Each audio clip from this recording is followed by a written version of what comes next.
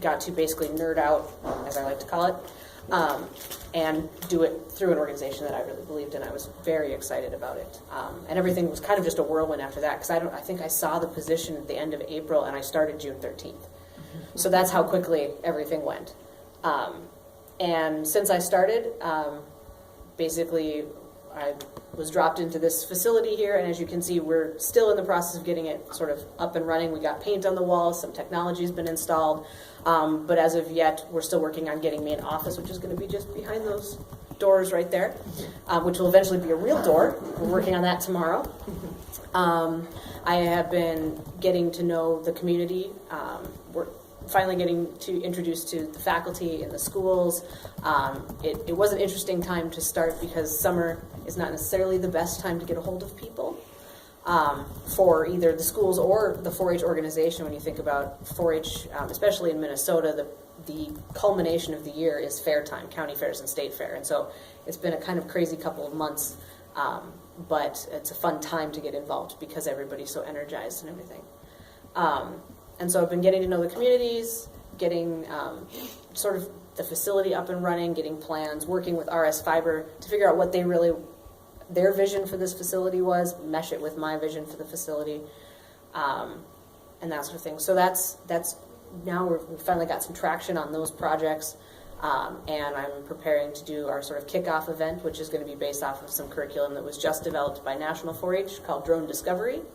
So there's a lot of interest in drones in this area because of the agricultural connection, and so I'm going to be working off of their curriculum, but sort of utilizing what I have that's unique in this facility, which in particular is the huge open space I have upstairs, where I'm going to be building a drone obstacle course that I will add into the drone curriculum, where kids learn about different types of drones, how drones are used, a little bit about how you use computer coding to control drones and program things. So that's sort of the kickoff event. But along with that, we're working on developing science of agriculture research teams that work off of the newest 4-H. Explain what SOAR is. Oh, that's the Science of Agriculture Research Challenge. We call it the SOAR Challenge because 4-H loves acronyms. And so it's basically they get a team of 3 to 4 kids that are generally, well, they say 6th grade and above. Most of the teams are finding 8th grade and above has been the successful ages because it's a really in-depth research project. They're paired with a mentor in the agricultural community. They come up with a problem that's plaguing agriculture. And last year's teams were everything from GPS tags for cattle, dealing with food waste in schools. There was a vaccine warmer that one of the teams developed for cattle vaccines because a lot of the vaccinations occur in the early parts of the year, so the vaccines were getting so cold they couldn't properly inject them. And these teams work through these problems, they develop a product, they test it, they keep refining their products, their hypotheses, they develop chances to educate the community about these problems, and then they get together, they present their work in front of agricultural judges from Genio, I'm trying to remember all the companies that were there this last year. Yeah. A team of judges that evaluate what they do, and the winning teams get some rather lucrative scholarships. The winning team this year got $1,000 per participant that could be used towards their college education wherever they choose to go. And so that's one of the big things we really want to develop out of this facility is helping those teams get generated, matching them with mentors. With my scientific background, I want to provide a little bit of guidance as far as developing hypotheses, analyzing data, presenting data, things like that, above and beyond what kids would normally get in their typical science classrooms. Several of the teams this year actually received patents on their products and already have job offers on the table, and they're still high schoolers. So we would love to see some of that kind of stuff developing out of this facility. This space here that we're sitting in right now, we're going to turn into sort of a modular classroom with tables that we can move around and be able to utilize some of the technology that we have to stream in people with interesting careers, 4-H alumni that have, from the region, that have gone on to careers you might not have thought of being available to people from this area. things like that.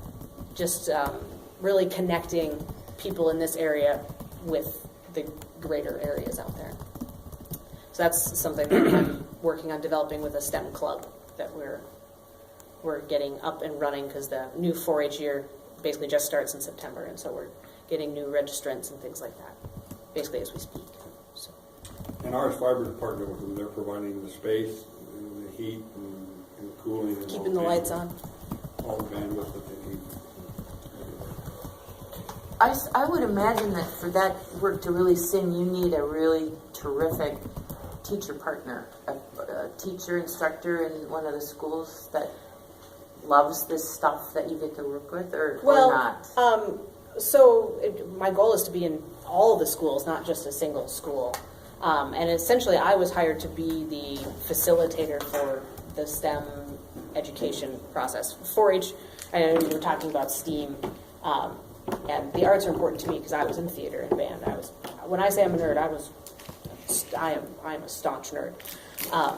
But 4-H already has a very strong arts program, going from everything from the theater art components, if you happen to be at the state fair and catch the Share the Fun presentations and things like that.